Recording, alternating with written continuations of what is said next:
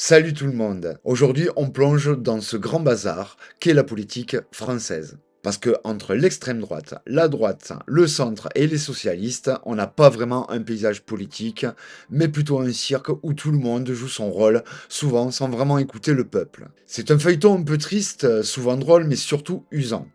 Si vous cherchez la nouveauté ou la sincérité, accrochez-vous, ça va secouer. Alors on commence par qui? L'extrême droite, évidemment. L'extrême droite, c'est ce disque rayé qui tourne en boucle depuis 20-30 ans. Peu importe la crise, ils savent ressortir les mêmes peurs. Les migrants, le déclin national, l'élite corrompue. C'est simple, efficace et ça marche encore malgré tout.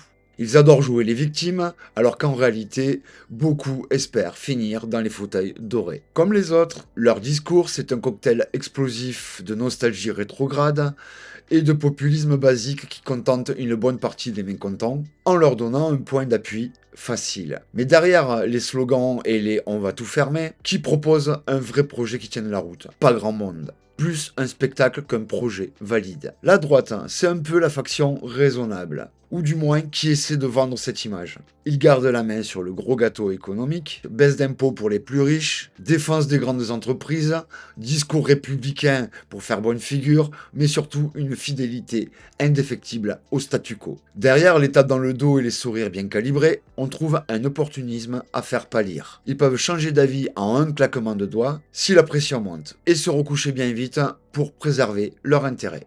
Sans oublier les scandales et reniements en répétition qui décrédibilisent toute tentative de renouvellement. Ah, le centre, cette position politique aussi floue qu'une soupe trop diluée. C'est la posture de celui qui veut toujours plaire à tout le monde, souvent au détriment des convictions claires. On promet la réforme juste, entre guillemets, le consensus mou, qui au final ne fait qu'enliser les problèmes. Entre la droite et la gauche classique, le centre tente de truster le terrain, mais finit par frustrer tout le monde. Trop à droite pour la gauche, trop à gauche pour la droite. Et totalement inaudible pour les citoyens. Ce manque de clarté fait que le centre est devenu synonyme d'absence de courage politique. Les socialistes qui furent le bastion des luttes sociales sont aujourd'hui un fantôme parmi les partis. Victimes de leurs propres compromis, ils ont laissé filer beaucoup de terrain en troquant leurs idéaux contre des alliances plus stratégiques que convaincantes.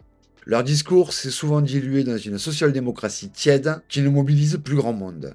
Résultat, un électorat démobilisé, des cadres à bout de souffle et un parti en quête de sens. Ils semblent parfois plus attachés à leur passé glorieux qu'à construire un avenir. Si on fait la somme malgré leurs différences, toutes ces familles politiques partagent la même mauvaise habitude, ne pas écouter les vrais problèmes du pays. Crise écologique, inégalité, précarité, demande de justice sociale, tout cela reste souvent lettre morte, noyé dans des querelles d'appareils, des compromis et des calculs politiciens. Ce vide politique alimente la colère, la défiance, et peut mener à l'abstention ou à des votes extrêmes. Alors on continue à se faire manipuler par ces mêmes acteurs ou on imagine une politique autrement. J'invite chacun à réagir en commentaire. Dites-moi ce que vous en pensez vraiment. Quelles idées vous avez pour changer la donne? Ou simplement, dites-moi ce qui vous exaspère le plus. Si le contenu vous a parlé, n'hésitez pas à lâcher un gros pouce bleu, vous abonner pour suivre les prochaines vidéos et surtout partager ce message autour de vous. Pourquoi? Parce que la politique, ce n'est pas un spectacle pour spectateurs passifs, mais un débat pour citoyens actifs. Merci d'avoir regardé et à très bientôt pour creuser ensemble d'autres sujets qui comptent vraiment.